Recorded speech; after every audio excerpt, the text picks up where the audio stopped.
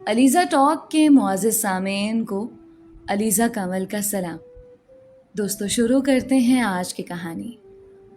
باہر گاڑی کے رکنے کی آواز آئی تو وہ سب جو کمرے میں سر جوڑے عید کی تیاریاں ڈسکس کر رہی تھیں لپک کر باہر بالکنی میں جا پہنچی۔ جانور آ گیا ہمارا، جانور آ گیا، دیکھیں تو صحیح ابا کیا لے کر آئے ہیں۔ زینب اپنی کزنز کے ہمراہ بالکنی سے تقریباً آدھی نیچے لٹکی جھانک رہی تھی۔ نیچے گلی میں ان کے گیٹ کے سامنے گاڑی آ کر رکی تھی جس میں ان کی قربانی کا جانور تھا۔ پوری گلی کے بچے گاڑی کے آس پاس جمع ہو گئے تھے۔ گاڑی کی اگلی سیٹ پر بابا اتر کر پیچھے آئے جہاں پچھلے حصے میں قید قربانی کا بیل خود کو چھڑانے کی کوشش کر رہا تھا۔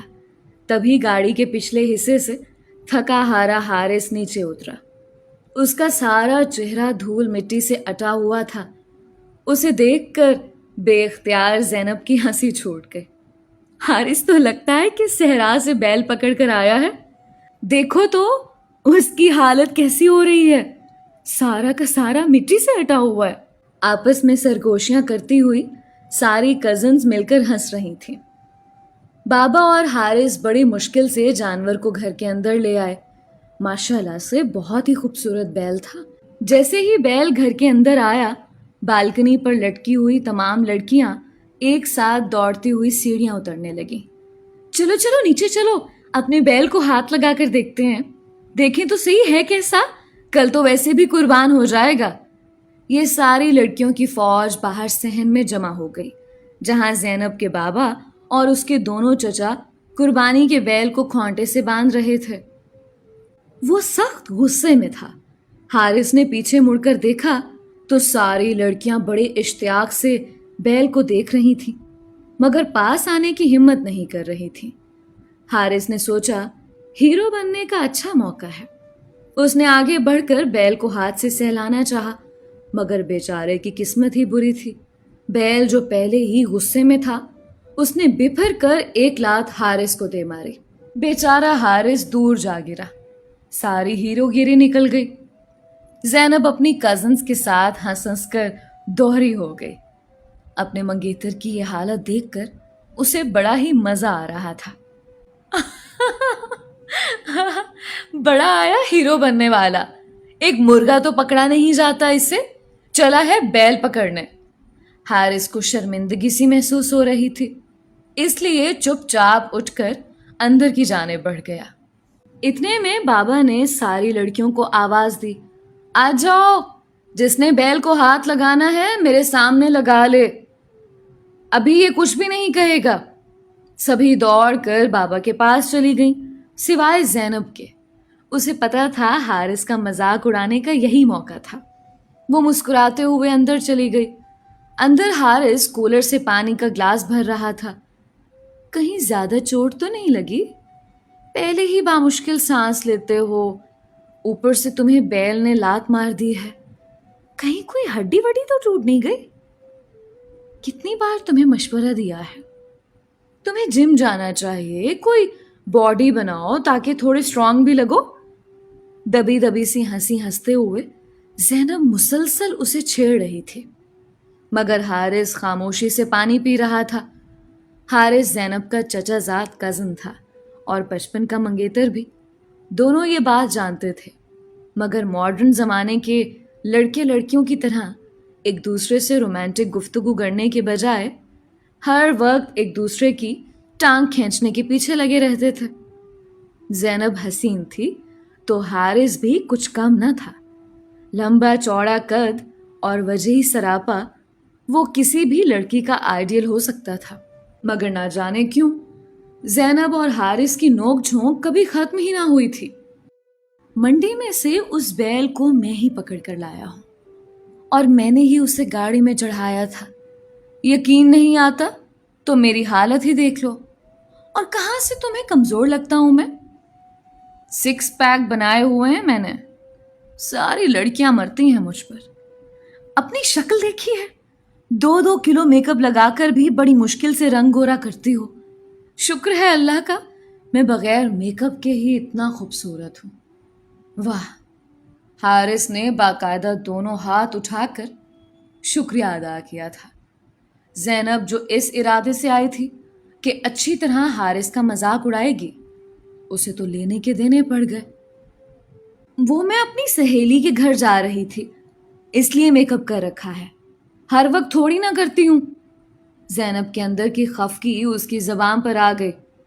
वैसे भी वो ज़्यादा देर हारिस के सामने टिक ना सकती थी, इसीलिए मुंह बनाकर अंदर की तरफ चली गई। हारिस खुलकर मुस्कुरा दिया।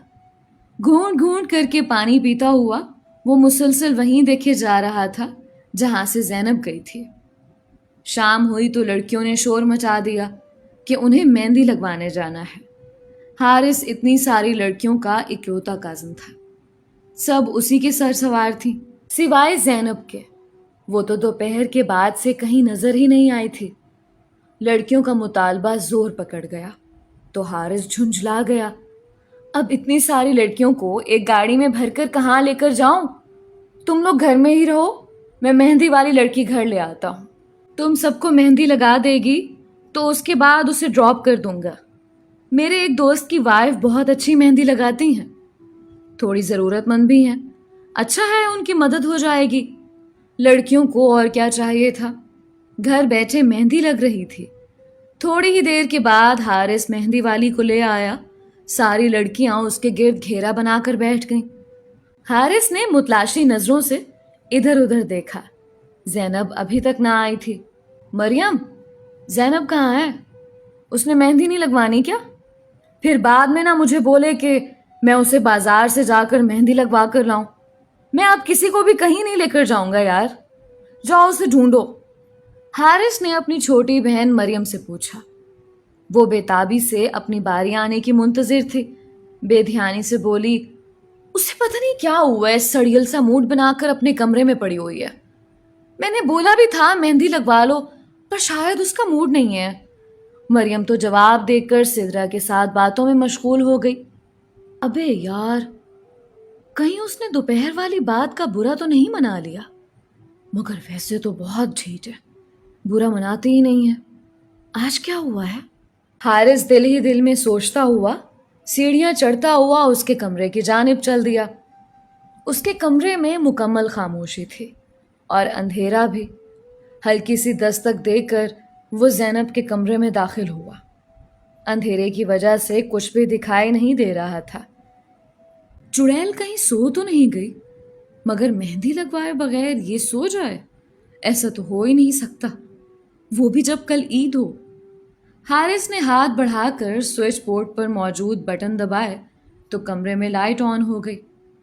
सामने ही वो घुटनों में सर दिए बैठी थी। उसने दोनों बाजुओं से अपनी गिर्द हाला सा बना रखा था और अपना चेहरा उसमें छुपा रखा था। उस सड़ियल, उठ के मेहंदी लगवा लो, सुबह ईद है। सुबह रोती फिरोगी कि तुम्हें किसी ने मेहंदी के लिए पूछा ही नहीं।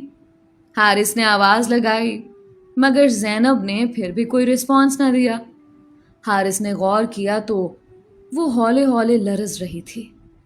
अरे ये क्या, ये तो रो रही है। एकदम ही हारिस के दिल को जोर से कुछ हुआ। क्या बात है ज़ैनब, क्यों रो रही हो तुम? किसी ने कुछ कहा है क्या? क्या मरियम से लड़ाई हुई है? मुझे बताओ, मैं अभी उससे पूछता हूँ। हारिस की आवाज में अचानक ही एक फिक्र सी आ गई थी कि वो खुद हैरान रह गया। वो जो हर वक्त ज़ैनब से लड़ता झगड़ता रहता था, उसके ज़रा से रोने पर किस कदर परेशान हो रहा था। ज़ैनब ने बेयकीनी से सर उठाकर देखा। उसके चेहरे पर आंसुओं के निशानात थे। बड़ी बड़ी आंखों में अभी भी आंसू चमक रहे थे। वो हैरान निगाहों से हारिस को देख रही थी, जो उसके रोने पर परेशान हो रहा था। कौन सी लड़कियां मरती हैं तुम पर? जरा बताओ तो। तुम ही ने दोपहर में कहा था ना, मैं तुम्हारी मंगेतर हूं। कभी सीधे मुंह मुझसे तो बात की नहीं। ना जाने किन लड़कियों के साथ फिरते रहते हो, जिन्हें यह भी पता है कि तुम्हारे सिक्स पैक है। ज़ैनब की आंसुओं में डूबी हुई आवाज निकली तो हारिस को चंद लम्हे तक तो उसकी बात ही समझ नहीं आई, और फिर जब समझ आई तो एक जोरदार कहका लगाकर हंस पड़ा। اوہ مائی گاڈ، تم اس بات کی وجہ سے رو رہی ہو؟ یعنی تمہیں جیلسی فیل ہو رہی ہے کہ میں دوسری لڑکیوں کے ساتھ گھومتا ہوں جو مجھ پر مرتی ہیں؟ شرارتی سی مسکراہٹ چہرے پر سجائے اب حارث اس سے پوچھ رہا تھا۔ زینب سٹپٹا گئی۔ اپنی بے وقوفی کے ہاتھوں وہ اس کے اوپر وہ راز عیاں کر بیٹھی تھی جو وہ خود سے بھی چھپاتی تھی۔ اس نے تو کبھی ظاہر ہی نہیں کیا تھا کہ وہ حارث سے اتنی محبت کرتی ہے کہ اسے حارث کا دوسری لڑکیوں سے بات کرنا تک برا لگتا ہے۔ کچھ نہیں کہہ رہی میں جا رہی ہوں اور مجھے کوئی نہیں لگوانی مہندی، وہ ناراضی سے کہتی ہوئی اٹھ کر جانے لگی، مگر تب چونک گئی جب ایک جھٹکے سے حارث نے اس کا ہاتھ تھام لیا۔ زینب کا دل اچھل کر حلق میں آ گیا۔ حارث نے ایسا سب پہلے کب کیا تھا؟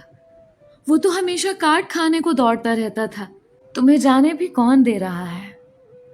ابھی تمہارے علاوہ اور ہے ہی کون جو مجھ پر مرے؟ میں تو بس انتظار ہی کر رہا ہوں کہ کب تم میرے نکاح میں آؤ اور میں تمہیں بتاؤں کہ میں تم سے کتنی محبت کرتا ہوں۔ لیکن چونکہ نکاح سے پہلے کچھ حدود ہے، اس لیے میں تمہارے زیادہ قریب نہیں ہوتا۔ مگر کیا تمہیں میری آنکھوں میں بھی ظاہر نہیں ہوتا جو کچھ میرے دل میں ہے؟ زینب نے پلٹ کر اس کی آنکھوں میں دیکھا، مگر حارث کی آنکھیں جذبات سے اس قدر بوجھل ہو رہی تھیں کہ زینب کو اسے نظر ملانا مشکل ہو گیا۔ ایک خوبصورت سی مسکراہٹ اس کے لبوں پر بکھر گئی۔ حارث جان گیا کہ اس کی غلط فہمی دور ہو چکی ہے۔ اچھا اب چلو، تمہیں مہندی لگوا کر آتا ہوں اور چوڑیاں بھی دلواتا ہوں۔ کلید ہے، مگر میری تو تب ہوگی جب تمہارے ہاتھوں پر لگی ہوئی مہندی میں میرا نام لکھا ہوگا۔ حارث کی شوخ سی آواز پر وہ شرما کر رہ گئی۔ میں تمہارے ساتھ جاؤں گی تو کسی کو برا تو نہیں لگے گا؟ کیوں برا لگے گا؟ تم میری منگیتر ہو، اور ویسے بھی ہم دونوں کزنز بھی تو ہیں۔ باقی ساری لڑکیاں تو نیچے مہندی لگوا رہی ہیں، صرف تم ہی رہتی ہو۔ میں چاہتا ہوں کہ تمہاری مہندی سب سے اچھی لگے، اس لیے تمہیں اسپیشل جگہ لے جاتا ہوں۔ اور تمہارا عید کا گفٹ بھی تو لینا ہے۔ زینب کھل کر مسکرا دی۔ حارث کا دل کتنا پیارا تھا۔ وہ جو یہ سمجھتی تھی کہ وہ اس کے متعلق اپنے دل میں کوئی جذبات ہی نہیں رکھتا، آج غلط ثابت ہو گئی۔ تھوڑی ہی دیر کے بعد بائک پر اس کے پیچھے بیٹھی ہوئی وہ سوچ رہی تھی کہ وہ دنیا کی سب سے خوش قسمت لڑکی ہے جس کے نصیب میں حارث جیسا پیارا انسان ہے۔ دوستو، یہ تھی حارث اور زینب کی خوبصورت سی کہانی۔ امید کرتی ہوں کہ آپ کو بہت پسند آئی ہوگی۔ اپنی رائے کا اظہار ضرور کیا کریں۔ ملتے ہیں ایک نئی کہانی کے ساتھ۔ اپنا اور اپنوں کا بہت خیال رکھیں۔ علیزہ کمل کو اجازت دیجیے۔ اللہ حافظ۔